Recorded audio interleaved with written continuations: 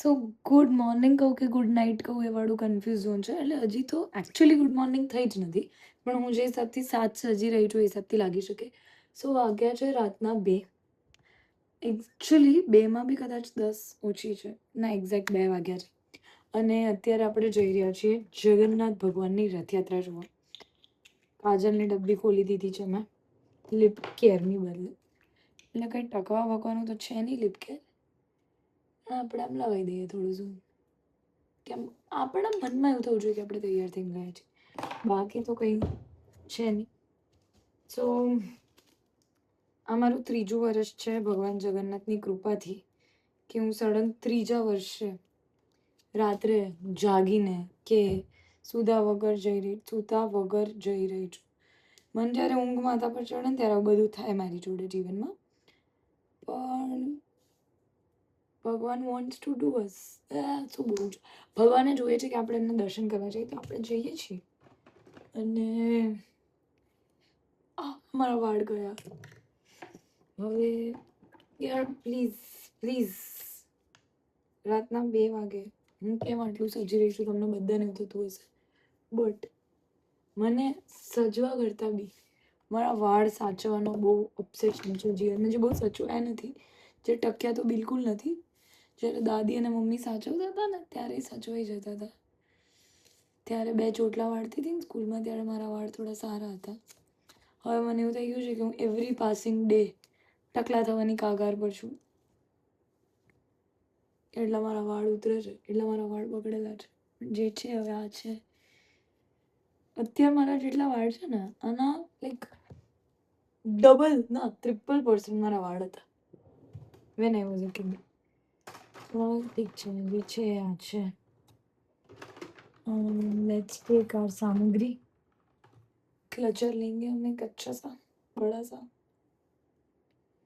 और दूसरा मैं ले रही हूँ एक रबर बैंड मेरे हाथों में कि अगर मैंने लगा क्लचर व्लचर आई एम वेयरिंग. અને દુપટ્ટો ફોર નાઉ હું અત્યારે આમ નાખી રહી છું બિકોઝ ત્યાં ભીડ બી છે. લેટ્સ સી કે હવે ત્યાં ભીડમાં મારો દુપટ્ટો આમ રહે છે કે આમ થઈ જાય છે કે આમ જાય છે. I think this looks cool, but એકદમ મફલર જેવું લુક લાગી રહ્યું છે. So let's keep it simple minimal cute. Thank you, go bye bye. So basically અમે લોકો ગાડી લઈને જ જતા હોઈએ છીએ, બટ આજે અમે ડિસાઈડ કર્યું છે કે અમે એક્ટિવા પર જઈએ છીએ. આસિફ પર અને હું બંને રેડી છીએ, બસ અમે વેઇટ કરી રહ્યા છીએ. આમ તો એકચ્યુઅલી વેઇટ બી નહીં, અમે લોકો બહુ પ્રિસાઇઝ ટાઈમે હું બહાર નીકળી છું કે એ લોકો અહીંયા આવી જ જાય, એટલે હું બહાર પહોંચું ત્યાં સુધી એ લોકો આવી જાય. આવું કેલ્ક્યુલેશન કરવું પડે રાતના 2 વાગે. This is what it is guys. અને આ મારા ઘરનો ડોગી છે જે મારી જોડે જ રહેતું હોય છે, એટલે હું જઈ રહી છું તો એ મને બાય કહેવા આવ્યું છે. બાય બેટું, હું જલ્દી આવી જઈશ. કોઈ રસ છે ને દુનિયામાં મારાથી, મારા આજુબાજુના લોકોથી, પણ આ એટલું પ્યારું છે, એટલું પ્યારું છે. અને અમે લોકો એક્ટિવાસ પાર્ક કરી દીધા છે. અમે લોકો જગન્નાથ મંદિર બસ પહોંચી ગયા છીએ. એન્ડ હવે આપણે જોઈએ કે ભીડ કેટલી છે, શું છે. અત્યારે તો મને નથી દેખાતી, અને એક્ઝેક્ટ 2:45 વાગ્યા છે. આપણે વહેલા આવ્યા છીએ ને, એટલે આપણે લાસ્ટ ટાઈમ 4:30 ઉપર આવ્યા હતા. જેન્ટ્સ માટે અહીંયા બહુ જ ખતરનાક વાળી લાઈન છે, પણ લેડીઝ માટે એટલે લેડીઝ ઓછી છે એટલે અમારી લાઈનમાં ભીડ નથી. અને જ્યાં સુધી બોಯ್સ માટે બહુ સ્ટ્રગલ છે.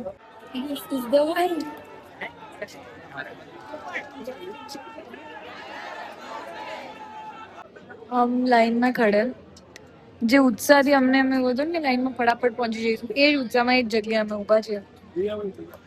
એન્ડ વી આર વેટિંગ કે हम फटाफट अंदर जा पाए. बस जाते रहो.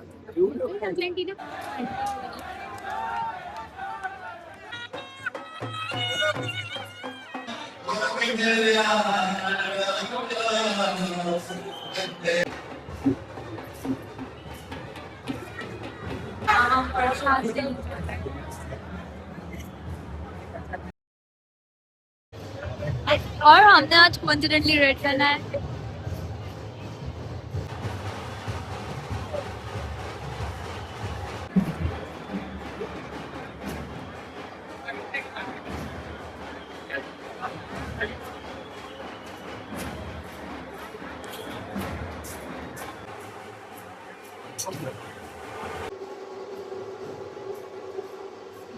માટે મેં ગજરો લીધો છે, પણ સમસ્યા એ છે કે હવે મને એક્ટિવા નહીં મળી રહ્યું.